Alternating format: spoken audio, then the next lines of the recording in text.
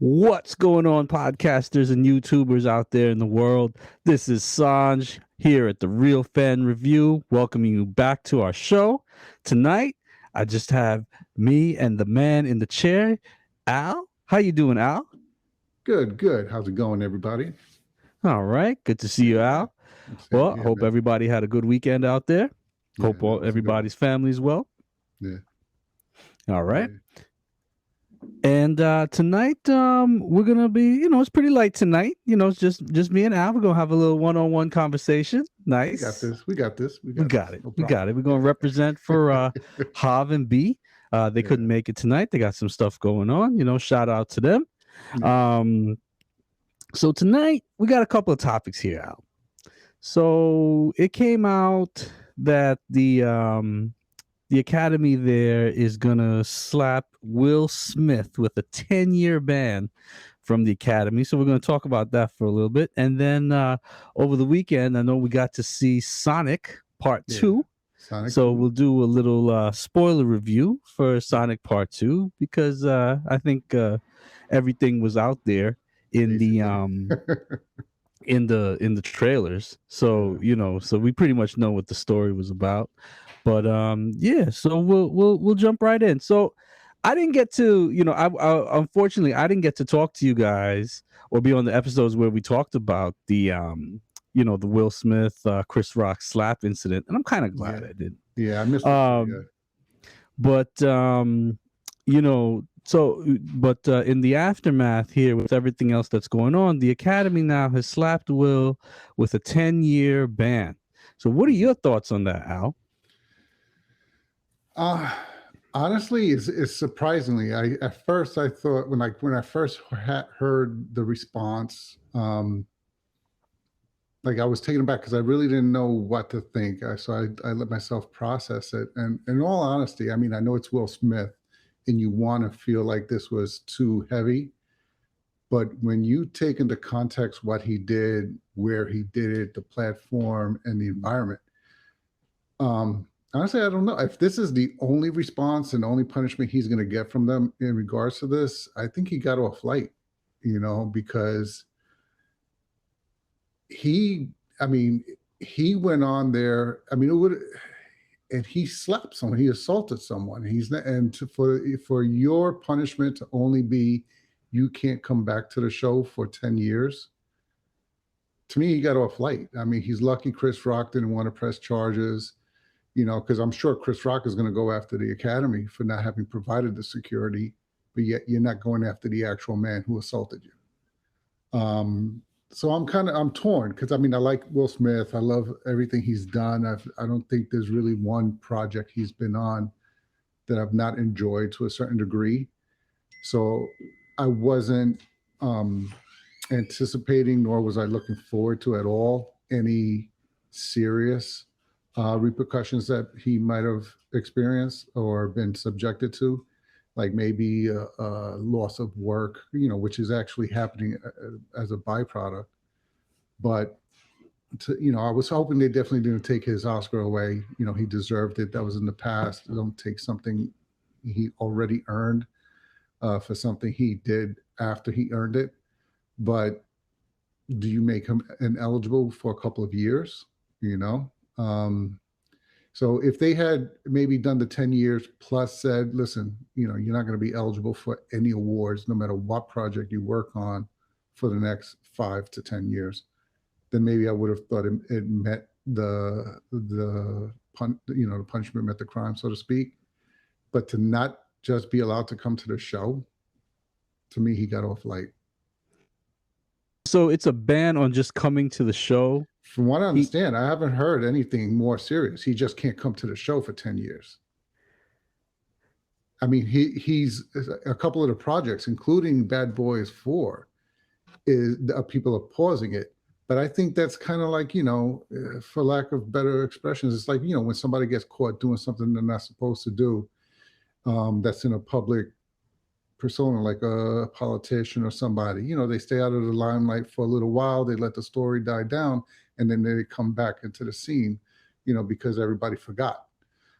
So Right. I was thinking the So same thing. So like with those projects like Bad Boys 4 and stuff like that, that they're saying are now on pause, and it's the future is uncertain for those things. I'm like, those things are such money makers. Like yeah, I think regardless of anything that he did, you know, okay, mhm, so him and Chris Rock got into it.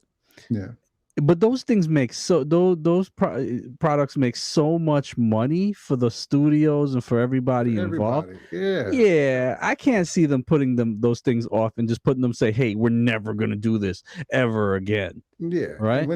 with a star like Will Smith, any project that he was attached to was going to be a big project.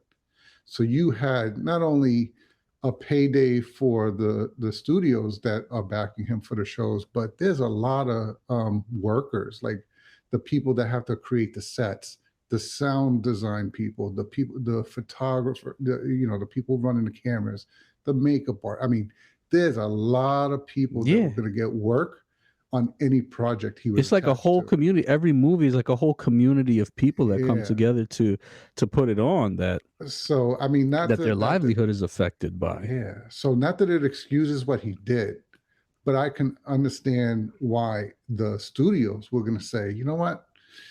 All right, well, just chill, go do what you want to do for the next 3 years. Let's let this die down. And if we can start these projects sooner than that, we'll give you a call. But until then, at least for now, let's let this die down. Because they're not canceling those projects. Notice they just said put them on pause. Like Right. that was the Especially word now pause. at a time where studios are struggling, theaters are struggling to get people into the movie Yeah. theaters.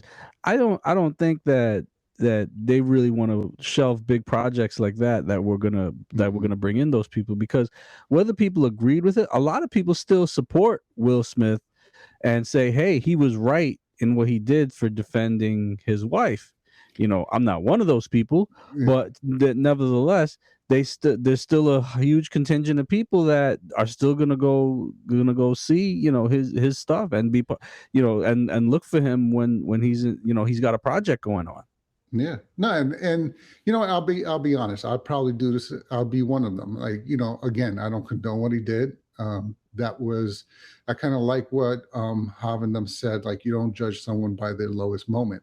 Right. And there's a lot involved. A lot of the people were saying, oh, this is oh, what did I call it? Toxic Toxic masculinity. Yeah, masculinity. yeah.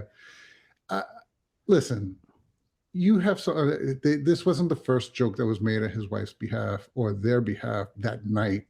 And there was years and months of stuff going on. And in a moment of weakness, he reacted. Now, do I feel he reacted appropriately? No, you don't go on the stage in the middle of the Oscars and slap someone. You don't slap somebody, period. Like that's somebody he's worked with. He knows Chris Rock. They know each other well, I'm sure. You handle that, two men to the side and be like, yo, what the hell, what's up? Why you keep stepping to my wife and making fun of her? Why, that's a medical condition. So there's ways he could have addressed that didn't need him to result to smacking the guy. And so I don't condone it, but in all honesty, if Will Smith would have put out another movie, am I going to watch it? Probably. I may watch it. And that's where I go back to my thought of the Academy needed to punish him a lot more. I'm Right. not agreeing, with this one incident from which, what I understand, I mean, people all throughout the industry have for years said he's a great guy to work with. He's great with everybody. He's the persona and the person that he's always been represented to be is not that guy that went on stage. So to say, oh, cut off his livelihood and don't ever go watch one of his projects again because of one incident, I don't agree with that. Now, if there was a history there and you can say, well, this is the kind of person he's always been, then maybe. But one incident, nah, don't cancel the guy's livelihood over one incident. Um, but he should have, from the academy, faced a more severe punishment. And that's where, okay, you can do movies, you can do whatever you want. You're just not going to be eligible for an award for it. And Right. that's what these guys, they want to be. Like anybody that does a good job, you want to be rewarded for it. And as an actor, it's these awards, it's Oscars, Grammys, everything, or whatever. So don't make them eligible for it. Say, hey, listen, do you go get your projects if you can, if anybody's going to hire you for right now, but we're not going to, I mean, you destroyed our show, so we're not going to reward you going forward. And whatever time period you want to make that be, let that be your time period. But just not inviting him to the show. I mean, Yeah. didn't he already do that himself by resigning? Like Yeah. he could have come Again, to the so show. right. So what is? I don't understand what they're really doing, by doing it. So I initially I thought the Academy was was like their union, like, so I found out that it's the Screen Actors Guild, and they have their own separate awards and everything, and you have to be part of the Screen Actors Guild to be able to have voice roles in movies and things like Mm-hmm. that. So my thing is, the Academy, what are they? Like, I don't even know what they are exactly. They're just, some organization that hands out awards and hypes up this award show once a year, Mm-hmm. so that they can sell advertising on TV. So I don't even know what purpose they really serve. Yeah. So again, I he's mean, getting banned. yeah, he's getting banned from the show. It came to me. It came across as more of, all right, we need to do something. Everybody's expecting us to do something. What can we do? And somebody must have thought, oh, all right, we won't let him come to the show for 10 years. I But don't think Will Smith cares. I don't think anybody cares because unless whether you he can make show up there for exactly 10 years. go to the show for 10 years, so what? As long as he's making his livelihood, doing what he wants, doing the movies, which is what he wants to do, and still eligible to win an award. I mean, all you're going to do is say, okay, he couldn't come, and you'll have Okay. somebody accepted in his behalf. But he still won an award. Like, Right. make it so that he can't be recognized. Like, you Right. can work, but we're not going to allow you to be recognized in any way. In essence, like, we're shunning you, period. Not only are you not coming to the show, but your name won't be said because you won't be eligible for anything. And like that, to me, if you want him to feel the sting of no, all right, I fucked up, you got to let there be a consequence, and it's got to be more than just not coming to the show. I agree. And in reality, to me, I haven't spent much time, thinking about Will Smith Yeah. and Chris Rock and all this stuff going on. To me, there's much more serious stuff going on Oh yeah, in the world, especially right now. Yeah. right, especially right now in Ukraine and in the Middle East and everywhere where there's some struggle going on. There's much more important stuff going on than us needing to spend any more time on Will Smith and his his situation or whatever it may be. So I think we'll just leave it there and move on. A big shout out to, I'll segue a little bit.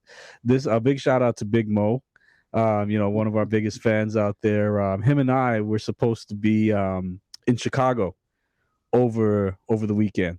We were flying out for there's a big Star Trek convention out there over the weekend.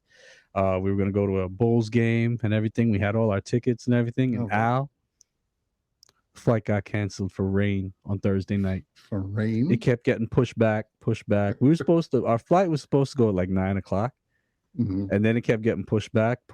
So we get there to the airport. Fine. They said, all right, we're leaving at midnight. Fine. We get to the airport 10:00. All right. So we're sitting there waiting for our flight. The plane shows up, right? Like 15 minutes before we're supposed to take off. So like, yeah, this is getting delayed again. All of a sudden we see delayed till 4 a.m. Oh, wow. Then about 10 minutes later, flight canceled. What so we're sitting Delta. Oh, wow. Wow. Delta, really? Right? I mean, right now, Spirit, JetBlue, them airlines, like, yeah, you say, yeah, we should have known. But but Delta, we figured. So, man, we were supposed to be out there. We were, and so we didn't end up getting to go. But we still salvaged Friday. We went out, we had a good time, and then hung out with the fam over the weekend. But other than that, so that was cool. But there was some big Star Trek news that came Okay. out. So for season 3 of Star Trek Picard, um, the entire Next Generation cast has been invited back, Oh wow. except for Will Wheaton. Conspicuously missing is Will Wheaton, but everybody's coming back. All Worf, right. Geordi, Dr. Right. Crusher, Oh, Riker and it. Oh wow. Riker, Troy. Everybody's gonna be back in Nice. season 3. So that was some big news that came out last week on First Contact Day. Okay. Um, Aren't so they yeah, so filming season 3 at the same time they're doing 2 or something? yes.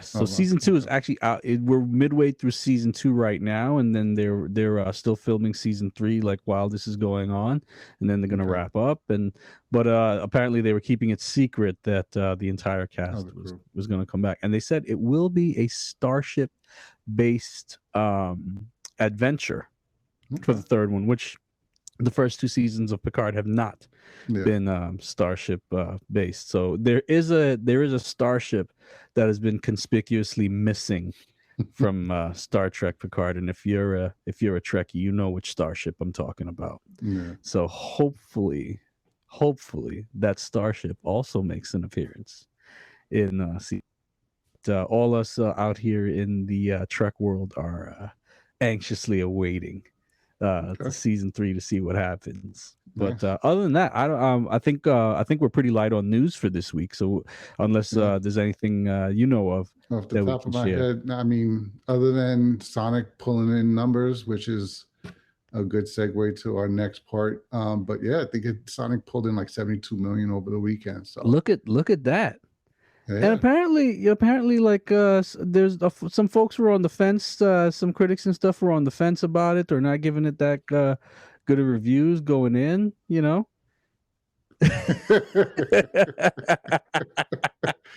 I'll go a little bit more as to why I'm raising my hand during the show, but yeah, I might be one of those people. All right, so let's dive right into to Sonic. So going into it, tell me why you felt that you had low expectations then Well, going no, I into it. won't say I have low expectations. I went into it with high expectations. Oh, okay. After the first one, I thought the first one was great. I had an incredible time watching the first one. I thought it was funny from beginning to end. I mean, between Jim Carrey and the way they played out Sonic with his humor and sarcasm and so forth, one had me from beginning to end. Two, so I guess that's why I went into 2. I was like, all right, cool. And I even said it on the last episode. I was like, you know what? I'm hoping they let Jim Carrey just run with this, go. You're going to have a character that's been in isolation for who knows how long. That's going to make anybody go crazy. So if you tell Jim Carrey he can play a crazy person that's out of their mind, who knows what he can do with that role. And I guess I just went in there expecting a lot more from Jim Carrey, from the movie. And not to say that it's a horrible movie, by no means is it a horrible movie. It's just, it didn't, I guess I overhyped in my head what I was about to see. So overall, after having seen it, you were still not impressed with.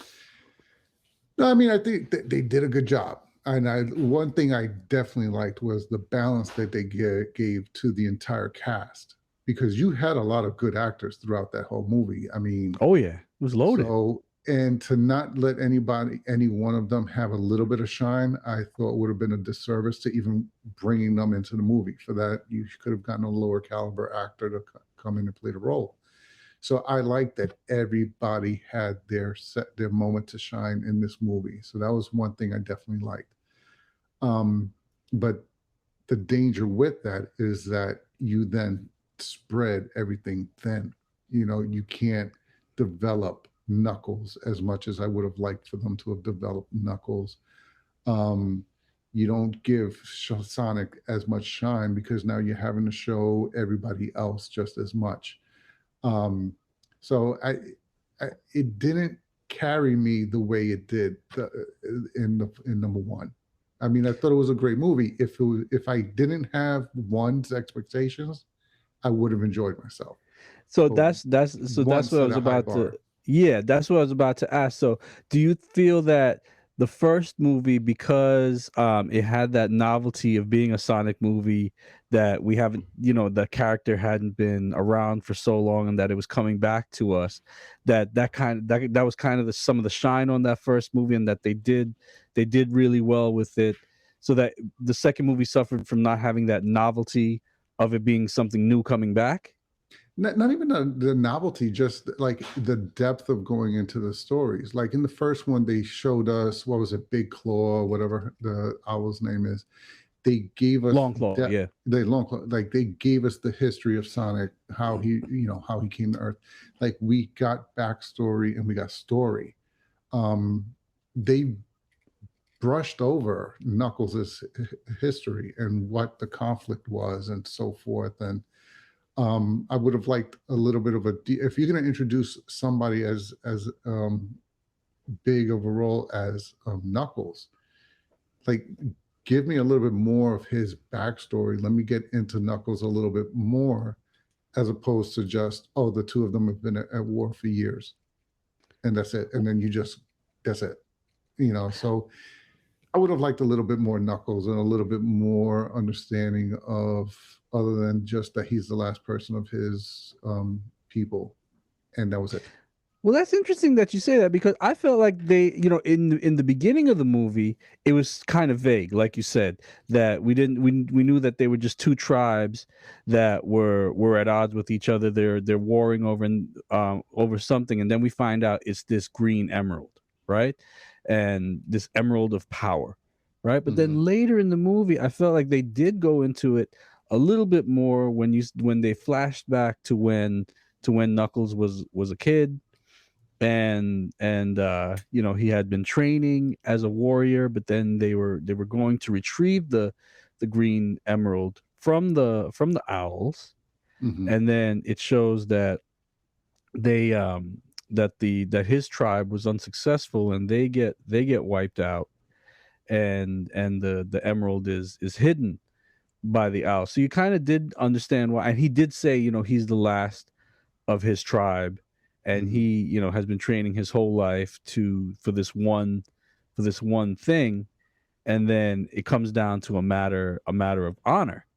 Mm-hmm. And then in the end, he kind of sees that, hey, Sonic is acting out of honor. He does, he is kind of as in the dark about everything else going on as Knuckles is too, because Knuckles is kind of, um he has this like singular track where he's just on a mission to get this emerald back, and the only Mm-hmm. reason he knows that he has to restore honor to his tribe, because that's the only thing he can possibly do. And Sonic didn't even know that there was a green emerald. He didn't even know about the Yeah. conflict. He didn't know. Yeah. He's sitting there like, hey, I don't know about all this stuff, when Knuckles shows up. Mm-hmm. So, I felt like I did get enough of their of their Knuckles. background as well. But when we start out, we see Eggman, as my daughter likes to call him, Dr. Eggman. They're on the mushroom planet, and he's still plotting his escape, and it's Yeah. actually Knuckles that saves him. you Mm-hmm. know. So walk me through that a little bit. What you thought when you saw that intro? Not, I thought in terms of how they explained him getting off that planet, I thought that made so much sense compared to other avenues that I thought they might have gone down. The fact that he still had that one piece of Sonic hair with the energy and used that, and somehow that energy was detected from Knuckles and his people. So, and then they came looking for the source of that energy, and then they found him, and he promised to show them how to get. So I like the way they handled that. I like the whole joke with him, obviously having had so much time that he made an elaborate coffee maker out of like that big maze thing with Yeah. mushrooms, and that was him trying to make coffee every morning with it. And that's what I'm saying. Like him there that long, going that crazy. Um, I was looking for so much out of Jim Carrey, and not that he did a bad job. He did a great job, and I would love to see what they can do in a third movie. But yeah, they handled that well. like I said, on its own, this movie is good. Don't get me wrong. Go see it. I still think overall it's going to be a go see. Um, and then you have Knuckles come in and they introduce him, and give him that intensity that Idris Elba is not even on the screen, and there's an intensity just because of his voice. So Yes. I thought that was a perfect casting for Knuckles' voice, because even with that, you feel the intensity of the character just from his voice, and coming onto the screen and taking him to the planet, and that's how he comes after Sonic, is just because he's after that. And then, to your point, it then introduces why he's after Sonic. I thought they did a good job. I mean, like, again, I wanted, I guess, for knowing what was a 2-hour movie, I was hoping, I guess, for a little bit more, in terms of more action, I guess, so to speak, because there was a lot of comedy, there was a lot of exposition with a lot of stuff. You had a lot of, like, the scene on the water. I thought it was a great moment between Sonic and what's his name's character? And Knuckles, yeah. Yeah, no, not Knuckles. His dad, the character that he plays. Okay. Yeah, James Marsden, yeah. Yeah. So I thought that was a great moment. It showed. So we got our superhero movie moment, where we get the speech, like Uncle Ben gives Peter Parker the speech, with great power type comes great responsibility. Yeah. Yeah. So everybody we get that moment with the speech. Yeah, you don't make your moment. The moment chooses you. Yeah. So I thought that was cool. It showed the dynamic of a father-son, situation. And I mean, I thought that was good. I would have liked more moments like that, more bringing out of the interaction between the two. But then you have them leave. So, it's like, okay, we're done with that. Like, let's move on.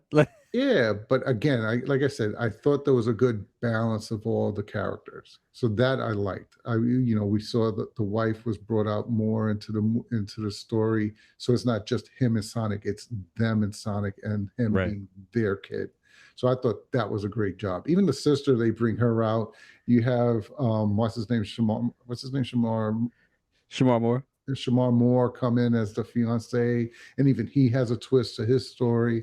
So they did a lot, but I mean, I would have liked to have now stayed focused on the family, Sonic, the mom, the dad, and just focus on them. But I think in terms of being what it is, a kids and a family story, a family movie, I thought they did a good job. I would love to take my daughter and watch this. I think she'll get a kick out of watching Sonic run around and seeing the action that is there, and the little hijinks that he gets into as Blue Justice, trademark pending. Trademark pending. So I again, when they showed up with Sonic's parents, per se, Tika Sumpter, James Marsden's character. So I thought at first I was like, all right, so there he sends them off to Hawaii, right? Because they're going off to the wedding. So I'm just like, wait, so is the whole is that it for them in the movie or whatever? I'm like, that's not that's not cool, because like you said, I wanted to see their interaction as a family and their growth and whatnot. And then when they had the scene, because they would then that's when Sonic started, that's when Dr. Robotnik came back and had the they had the initial conflict with Knuckles, and Tails shows up, and Sonic makes his escape. So then I'm like, all right, and now they're off searching for the once they get back to the other officer's garage and they figure out the map, and now they know they're going to go searching for the emerald. First they got to go to Siberia to look for the compass that will help them find the emerald. The emerald, yeah. So we spent this. There was a huge portion of the movie, like a huge portion, where it was just Sonic and Tails, pretty much, going off on an adventure. So I'm like, oh my gosh, is this going to be it? And then they kind of just kept doing little clips back and forth to Hawaii. So I'm like, why are they even bothering with this? It's like, it doesn't even make sense. But then when the ring bearer is practicing and they do the little trick with the ring. I'm like, oh, okay, I see what they're doing now. Because as soon as he did the trick with the ring and like gave it back to him, like, okay, he clearly mixed up the rings, right? So because Sonic gives them the ring that they can use to get back, and use one of his portals to get back to home. So yeah, I'm like, okay, I see what they're doing here with that. So then now we clip back to Siberia, and they now are about to get tossed into a fire, right? Because they get into it with some rough folks. Yeah. And then they Tails finds out there's some sort of Siberian custom where you can demand like some sort of combat, or some sort of one-on-one combat, and it turns out that it's a dance off. A dance off. He Magic Mike the movie, yeah. Totally Magic Mike the movie. Now, did you see that coming at all? Because I did not see a dance off coming at all. Not at all. Especially the guy takes off his clothes. They show him he's all ripped, and then he's got a tattoo of himself doing that. Yeah. I did not see. And then he starts doing that with the legs spinning, and I was like, what the? Yeah, and then you have Tails coming out, and forget it. I mean, that was one of those moments. That's what I'm saying. It was a kid's movie, and you had to keep reminding yourself it was a kid's movie. Yeah, absolutely. Because it was just Sonic by himself, like I think it would have been a better situation if you had Sonic with the dad again, or Sonic and Tails with the dad. It would have been a better situation than the two of them by themselves, because they keep making it seem like the one thing that I kept asking myself was, how come nobody finds it odd that there's an obvious alien in front of them? Right. They're having a dance off with an alien and nobody's freaking out. Like, that's where I guess I have a problem with. It needs to make sense to me sometimes, and that kept bothering me. Like, well, I think by then, at least in their town, first time seeing this guy, and nobody's bugging out. Nobody's bugging out. A 3-foot alien with big ass sneakers, and another one with two tails talking. like nobody's bugging out. I think at least in Sonic's town, right where he lived, everybody knew about him, so he wasn't a secret there anymore. So if you figure, if he's not a secret there, and it looks like they lived pretty close to Seattle, right? Because he was out doing crime fighting in Seattle. So you figure maybe it's like known that he's known. That's again where we suspend belief and we just go with the movie. Because even from the first movie, like they knew, like Dr. Robotnik was out in public and everything, and everybody knew about him. So, I don't know.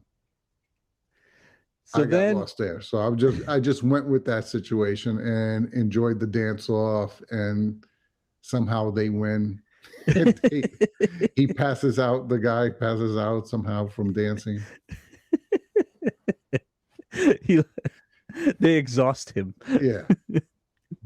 I felt it reminded me, like when you're dealing with your kids and you're like, yeah, I'm old, and you're worn out and they're still running around with a fistful of energy, and you're sitting there just saying, can I sit for a few minutes? Yeah, you're just like, I'm done. I'm done. I just want to watch TV for 5 minutes. Daddy just needs a quick nap. Like 5 minutes. So then they win the dance off.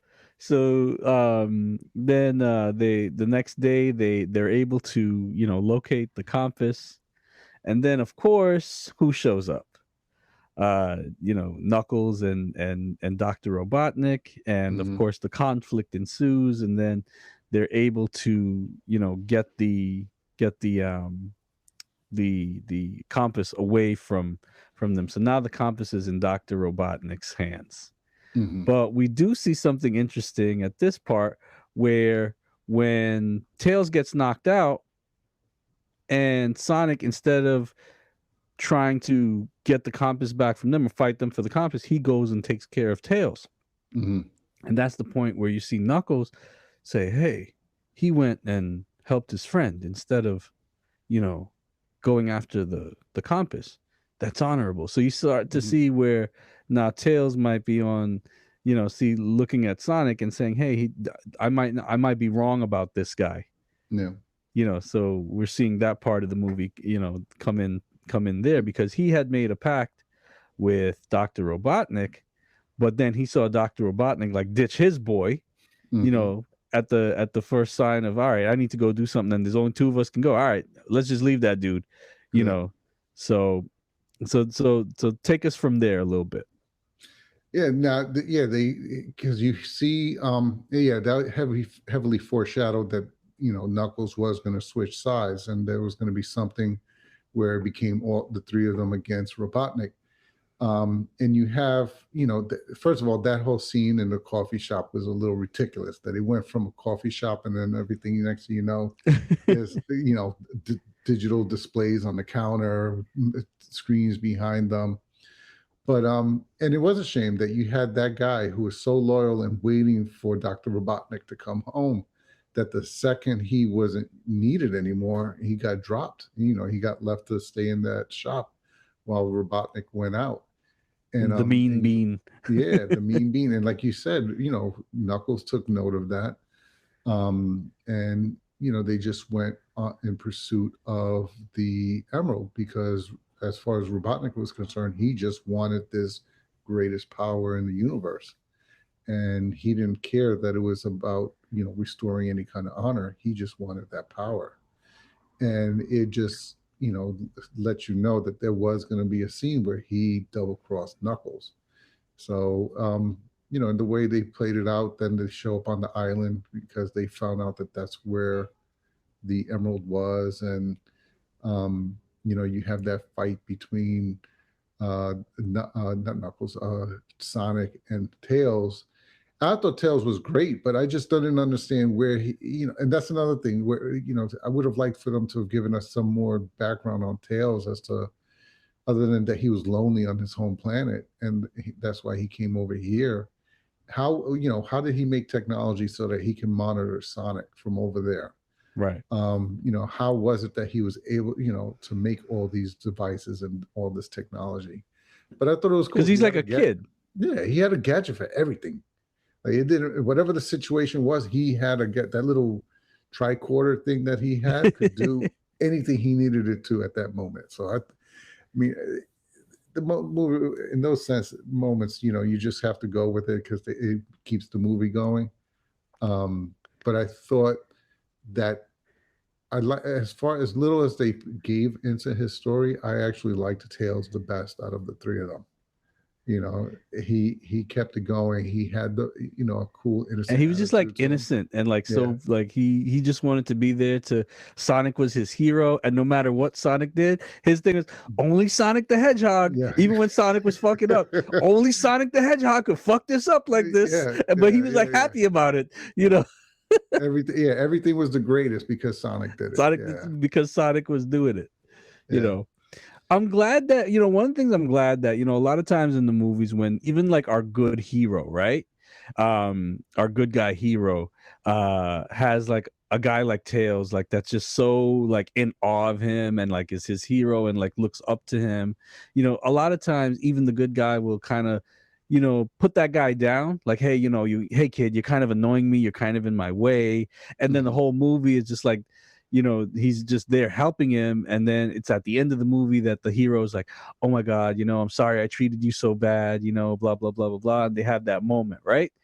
Yeah. I'm glad that they didn't do that in Hmm. this movie. It's like right off the bat, Sonic was like, hey, Tails, you know what, you're my buddy, you're coming with me, Yeah. we're in this together, you know and Hmm. he really took him on like a little brother from Yeah. Jump Street, and I'm really glad that they Yeah. did that in the And I in the movie. and I like that they did that, because the whole thing with the first one was about Sonic feeling out of place, feeling like he didn't belong, wanting a friend, wanting a family, and then finally getting it. Right. And then now you have that now in Tails. So if he had treated him any differently than the way they had him treat him in the movie, I felt like would have destroyed everything that Sonic had gone through in the first one. So I'm glad like you said, I'm glad that they had him just welcome Tails right off the bat. Right. They didn't do that thing where he found him annoying and, oh my God, why are you tagging along so much? Like it was just like, all right, it's me and you. Let's go find this emerald. Let's go do what we need to do. Right. Yeah. So speaking of double cross, so now of course we see the foreshadowing and the plot device of the ring. So now Sonic's dad has to use the ring to save him, and where's he got to bring him to? Now where's the ring? They're standing there at the altar, right? And he's trying to get the ring. He's like, yeah, I need to borrow that ring. I need to borrow the ring. And the funny moment when he has to punch Shamar Moore in the face to get the ring. And of course he has to use the ring. And the whole deal was that, his sister-in-law hates him, right? Mm-hmm. And right at the beginning of it, she says, don't ruin my wedding. Don't ruin my wedding. I'll kill you if you ruin my wedding, right? So now he's going to throw the ring and open it, and an avalanche just shows up in the middle of her wedding, right? Everybody has to jump off the altar, everything. And there's snow. They're in Hawaii, but there's snow everywhere. And now the wedding is ruined. But that's not the worst part. Take us through this, Al. The worst part is then you find out that her fiance has been gaming her the whole time. Like she was a mission, basically, because he turns out to be some federal agent who is with her just because, supposedly, as far as the mission was concerned, to hunt down and get at Sonic if something were to happen. So they even called it Operation Catfish. Okay, he is lucky to be alive because she. Okay, and I would have been like, okay, I can't help you right now. You did this to yourself. You did this to yourself. I ain't getting involved. Like, handle it, I guess, yourself, because I mean, that's messed up. I mean, there should have been a moment to call that, but I guess for the movie it was, you don't go all the way to the point, like, because that ring not been thrown, he would have been married to this. He would have been married to her. Yeah. So yo, son. I was like, and everything that comes along with that. Oh, kid. But that whole play out of the wedding, that was funny. I mean, hysterical. The fact that she grabbed that little gun and she was like, she was going to shoot him and she didn't even know what the shit did. Like, you grab an alien gun, you don't know what it does, and she was like, and he's like, is that thing even real? She was like, find out. And she shot that shit. Oh, kid. That's what. And then he put the taser down. He's like, okay. Now, for me, the part that made me laugh, I was when he, I guess, tried to rescue her by jumping in front of the taser. First of all, you jumped in front of a taser. You're a federal agent. You should have been okay knowing what happened to you. Listen, them tasers fuck you up. No, granted. But I'm sure I'm sure he's been on the. He thought he was hit. He thought he was like, man down. Yeah. He was like, is it bad? It's like, motherfucker, you on ice. That's why you cold. Get up. Yes. She's like, you good. Get up. You fell on an ice sculpture. That's why you're cold. He's like, oh. But I'm glad it was Shamar Moore, because he's not gotten as much shine as I feel he should have gotten. He does a good show. That's why I'm glad he's got his show, but he should have been in a lot more projects. He's a good actor. Yeah. I like his work. And I think he did this role pretty good. He came in, he knew he had to be the action guy, but at the same time, maybe there's some open roles now. Yeah. True. Yeah. Hey, not saying who's out of work, but he could just come in. He could be Jim Lowry. Jim Lowry.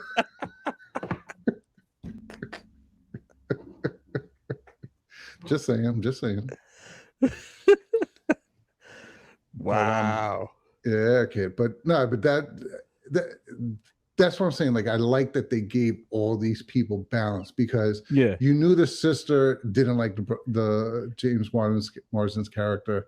You knew that the situation was ripe for a funny back and forth, and they were making the wedding so much of an issue that when he threw the ring, and I'm like, fuck, Sonic's on a snow mountain with nothing but snow, and Right. he's like, surfing down the side of a snowy mountain.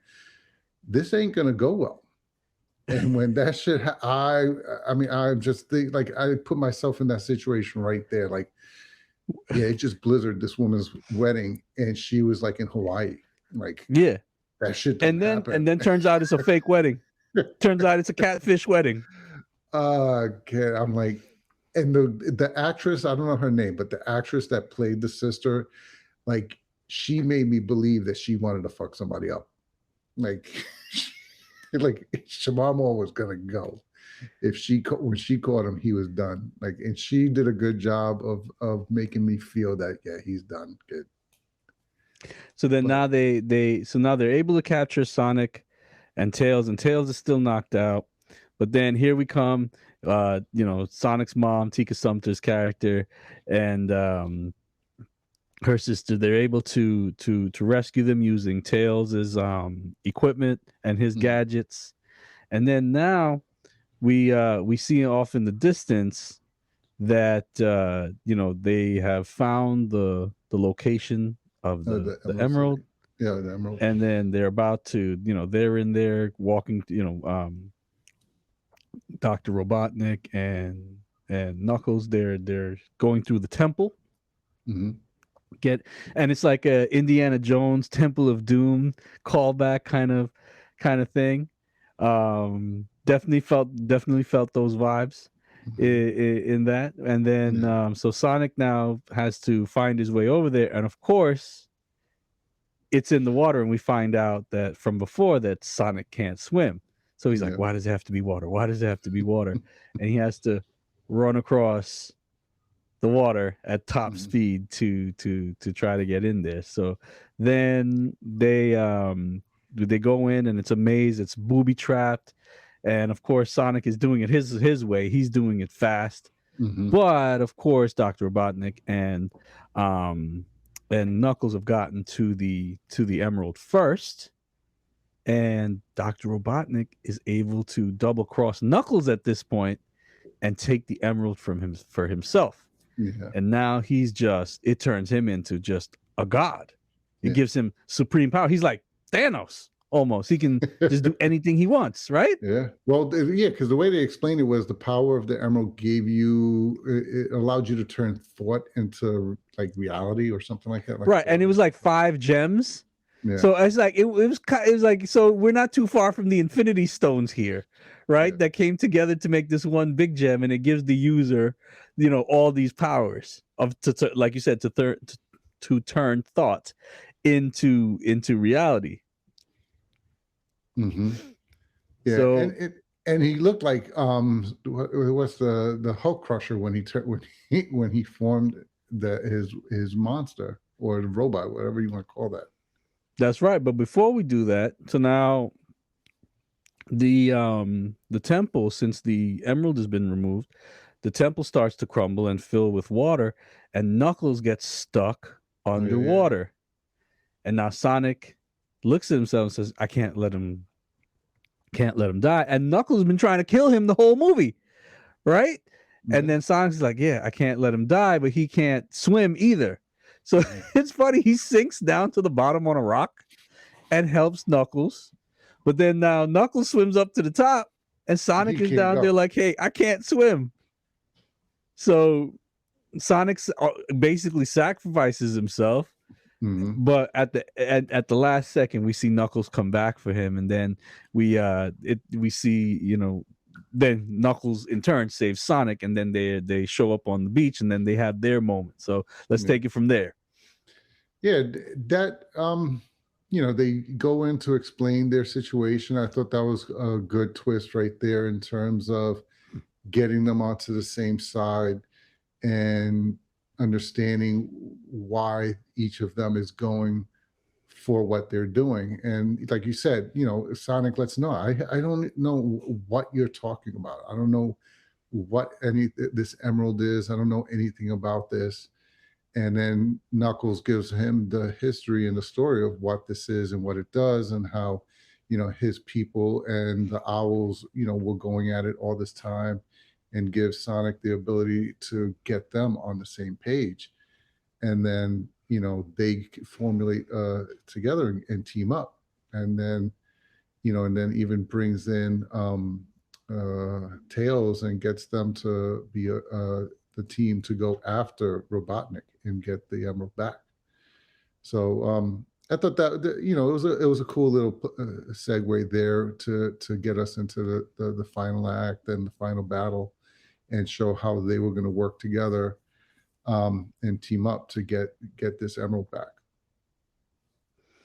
So then they follow Robotnik back to their town, because he shows back up at his base. Yeah. And then they surround him. The gun, the organization that was formed to find Sonic and imprison him, shows up with all their tanks and everything, and they think they've got Dr. Robotnik surrounded. Little do they know, Dr. Robotnik's got plans for them, and he comes out and takes all their equipment, trains, everything, and he forms this big, like you said, Hulkbuster looking thing that he is in charge of. And of course he has his boy on the side, in there as well. And then when his boy can't figure stuff out, I was like, haven't you read a manual? And he's like, you just put it together here. Like, that the interaction between the two of them to me is hilarious. Yeah. It's just hilarious.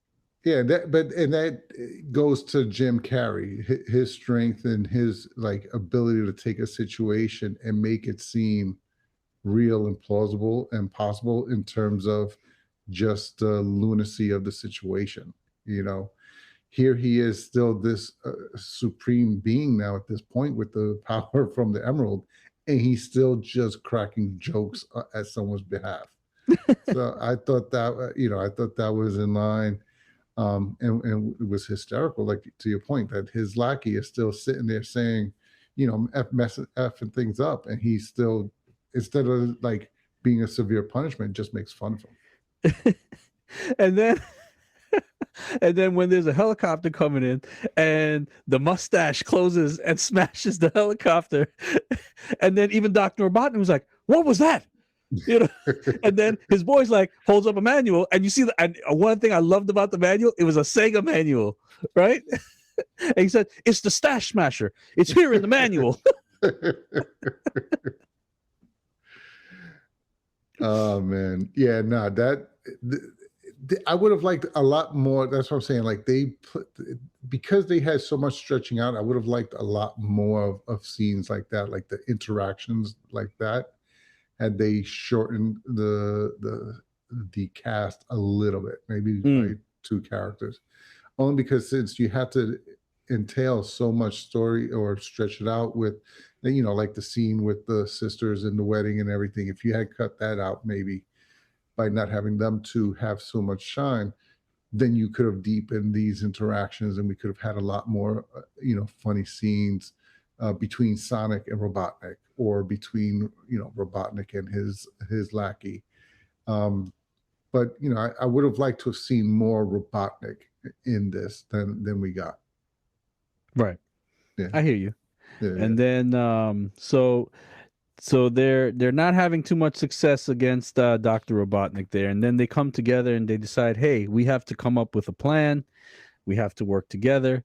They come up with a plan, and Sonic is basically saying, hey, I'll be the distraction, because I'm his weakness. He needs to go after me, and then him and then Knuckles and Tails will go and flank them, flank Robotnik, and try to get the emerald away from him however they can. And the best, again, is like you said before, with Idris Elba voicing the character of Knuckles. He's so intense all the time. He's like, "It is an excellent plan, Hedgehog. your sacrifice and your death will not be in vain. It will be honorable. He's almost like Worf, the way he was in the movie. Like he was just like so honorable, and everything is about honor and dying well. Yeah. He just, and not only that, he just assumed he was going to die. Yeah. Like, yeah. Not like, yeah, we'll make it through. Oh, you know what? Let's. No, he was like, okay, you're dying, and thank you. It will be an honorable death. Oh man, that was funny. And then but the scene, the three of them go at it, and the fact that Sonic was like, let's play to our strengths. You with your strength, you just bang them, and I'll run around and I'll distract them, and then Tails, you find a way. Like the fact that he, his logic was, let's play to our individual strengths. I thought was a good lesson again. Like, play to your strengths, play to what you do well. And we can use that as part of a team and put our strengths together. So I thought, as subtle as it was, I thought it was a good message. Because again, I keep thinking who their target is, and it's going to be little kids. So I thought that was a good message for kids to hear. And then, of course, Sonic's, mom and dad finally, they kind of accept their role as his mom and dad, and then at the end when the three of them are fighting Robotnik. The two of them jump in one of their friends' trucks and was like, let's go get our kid. Yeah. He's our kid. Let's go get our kid. And then, of course, luckily they are successful. They, Knuckles breaks in and he punches the shit out of Dr. Robotnik and the emerald flies out of him. Right? Yeah. And then the emerald flies out. It's on the ground. It's in the mud. Dr. Robotnik's big robot falls flat on its face, but he's not out yet, because Dr. Robotnik then says, "Okay, I'm missing my emerald, but activate auxiliary power," and the robot comes back to life. And now Sonic is limping towards the emerald, and Dr. Robotnik and his big robot are moving towards that. At the last second, you see Sonic kind of grab the emerald, and his parents are there with him, and he's like, "No, you guys got to run. You guys got to run because he's after me. He's gonna, he's always gonna come after me." And they're like, "No, we're family." Right? And then I had like a Fast and Furious moment right there. I'm like, "Yo, Dom," I'm like waiting for Dom Toretto to bust out of somewhere in a old school Charger or something and like save the day, because it was one of those "we do anything for family" moment, Yeah. But then Sonic gets the power, and all of a sudden you see him start to push back, and guess who it is? It's that gold god Sonic. Now, is that an actual character from the game? Because to me, he looked like Captain Marvel. Right. I didn't like look up the video game and whatever, and I can't remember because it's been so long, since we played those video games and everything. Yeah. But I think it was like a thing where Sonic, if he got all the power rings or whatever, and this is why we need Brandon. Brandon would know this shit, right? I just thought that they were mirroring the MCU, because he all of a sudden, it was like he was Captain Marvel, even the way he started, and he had those same powers. Yeah. I was like, oh shit, this is Endgame right now. Right. And then, and the thing is, look, if it works, it's a formula that works, right? We'll use it. Yeah. And then, of course, he ends Dr. Robotnik's robot. And again, we see the robot fall. We assume Dr. Robotnik has died, but you never know. We see his boy escape because as one of the special forces that were there. And then in the end, Sonic, he lets the gems come out of him, and he goes back to being just regular Sonic. And then Knuckles is actually surprised. He's like, "You gave up the power." Sonic's like, "Yeah, blue looks better on me." And then they make their own, they say, well, the three of us are going to have to protect this power and make sure it doesn't fall into the right hand. So the three of them decide, Tails, Knuckles, and Sonic, they say, well, we'll form our new tribe. And this will be our tribe, and this will be our quest to protect the power. So you see them really come together at the end there. And Yeah. then, Sonic's parents are like, hey, now he has his I'm happy for him because he has his little team, Crew. Yeah. his little crew there, so now he's not alone per se anymore. Hmm. And then it cuts to a really endearing scene. They're all playing baseball now, and of course they're teaching Knuckles how to play baseball, and he doesn't quite get it yet, but then they explain ice cream and everything to him, like, and it was just a really nice scene there at Yeah. the Yeah. at the end.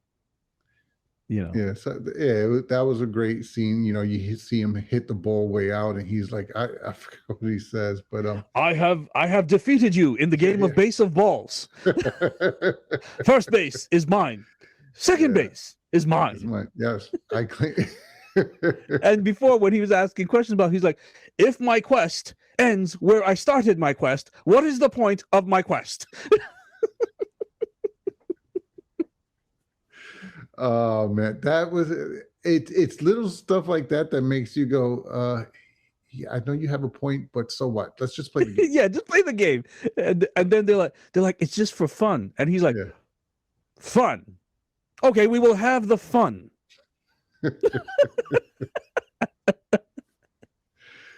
Like, you tell, like, this guy has been way too serious his entire life. Yeah. And the fact that they're running around with this emerald that's got all this immense power in a cooler. In a cooler with like Gatorade. Yeah, you don't have to keep it anywhere secure. Yeah, just put it in a cooler. No, You got it. not at all. Not at all. Let it keep the drinks cold. Oh man! But then it segues from there. It shows us this new. Yeah, I stopped playing Sega. I mean, the Sonic games a long time ago. So I wish B was here with us. But that last in the cutscene, they show us this. They allude to a 3 going to be coming because there's yet another Sonic character that they introduce us to. So. Right, Yeah. some hidden, like, Winter Soldier type character Yeah. that's hidden away in the ice somewhere. Yeah, like you said, mirror the MCU. It works, so might as well mirror it as much as you can. I think they did even reference it in like when Sonic was trying to get away from them. He's like, who's this Winter Soldier guy? Yeah, he did. Oh man, but no, I'm excited for a third one. Like I said, I guess I'll just go not with low expectations, but with expecting it to be its own movie, and I think I'll enjoy it a little bit more. And because like I said, I had a good time. I enjoyed the movie. I'm laughing. As we're recounting it, I'm laughing. I'm remembering laughing throughout the movie, but one had me dying. And so I guess that's what So I guess that's why I'm like, all right, I chuckled throughout this one, but one had me laughing. But one gave us more Dr. Robotnik, like more scenes with Dr. Robotnik. So he had more like time to carry it. Yeah. Whereas here we were getting like snippets of it. And, like you said, there was a lot of characters for them to give shine to, so they had to kind of cut back on everybody else. Yeah. And with Jim Carrey recently saying he was going to step away from acting, I'm hoping they get him to do the third one before that happens. Yeah. So, I hope so. I hope so too. Yeah. Because it won't be the same without yeah, if he's already taken his mind out of I'm not enjoying this anymore, at least hopefully you get him before it really hits him that he just wants out of acting. Because sometimes I hope he doesn't dial it in for the third one. Well, I don't think Jim Carrey's the kind of guy that would do it. I think if he's thinking of stepping away, right? Like, you can figure at this point he's got enough money, right? Yeah. I think he's one of those guys that really cares about the quality of the work that they put out, and that he'd be like, if I'm not in the mood to do this, I'm not going to phone it in. I'm just not going to do it. Yeah. But I got to think that if he's in it, he's going to bring it. Jim Carrey style. Yeah. And I found it interesting that he's saying that, all right, I'm going to step away from acting now, because we hadn't seen him in forever. And then that was our big thing for Sonic 1. We're like, oh my gosh, we get to see Jim Carrey. Right? Yeah. Yeah. And then he gives us 2 Sonic movies, like, all right, let's step away from acting again, I'd like to see him in a more serious role, because I thought when he did that movie 23, I think it was 23. I think he did a good job. I thought, for a horror slash serious movie, he did a good job. So I'd like to see him in some of those roles before he actually, Yeah, skips yeah. out and stops acting altogether. But in terms of Sonic, I'm looking forward to the third one. Me too. And Yeah. overall, so overall, what do you give it overall, Al? I would go watch it, but I wouldn't necessarily say it's a theater watch, but it's definitely a watch. I got If you watch the first movie, if you watch the first one, if you're into the Sonic game, you definitely have to watch this movie. It does extend on the storyline. It does expand on the Sonic universe, so to speak, since everything's now its own universe. Um, but I wouldn't necessarily say you have to rush to watch it in the theater. There was nothing about this that made me think, okay, you have to enjoy it in the theater before it leaves. Okay. From my end, are movies I always end up taking, like like my daughter too. Like, so my son's a little older now, so he doesn't want to go to these kind of movies and things like that. He thinks they're for little kids. So, but my daughter was all excited as soon as she heard there was a Sonic movie. She's like, Daddy, we gotta go, we gotta go. I'm like, all right, sweetheart, we'll go. Cool. So took her to see it, and I judge it by the level of enjoyment that she had. She loved it from start to finish. She laughed, and had a good time and was thoroughly entertained, and there are parts I was thoroughly entertained by as well, but I love that she had a great time. So I would say if you do have a young kid, take him to buy him some popcorn, let him just sit there and have a nice day at a couple hours at the movies with you, and it will be money well spent. You won't regret it, and you'll be happy that you did it. And if you're a fan of Sonic and the video games and the whole story around it, you won't be disappointed either. So I would say, hey, go to the movies and see it. It's worth it. Just remember, it's a 2-hour movie. It is a 2-hour movie. It seems like almost everything we've been seeing has been like, oh my gosh, it's a 3-hour movie. Use the bathroom before you go. Don't drink fluids. Yeah, no, but especially if you're taking kids and multiple kids, it's a 2-hour movie. It's a 2-hour movie. Just remember that. Yeah.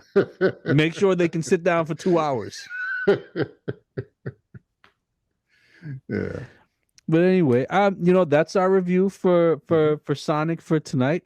Honestly, with such a light itinerary for the night, I didn't think we were gonna get a whole hour, but here we are. We got an hour out of it. There you go. So it's always fun sitting down and talking with you, brother. Same here. Same here. Yeah. And we will be back with you all next episode, and hopefully we'll see if we can get the whole crew next time. We'll see what we can get for next time. So any ideas, suggestions, like how I've always said, list them in the comments below. Right. Subscribe on YouTube or on your podcast of choice. Right. And if there's you can always email us as well at therealfanreview@gmail.com. And coming out of Long Island, we have your man Al. Have a good night, everybody. And I'm your boy Sanj. Have a good night and stay safe.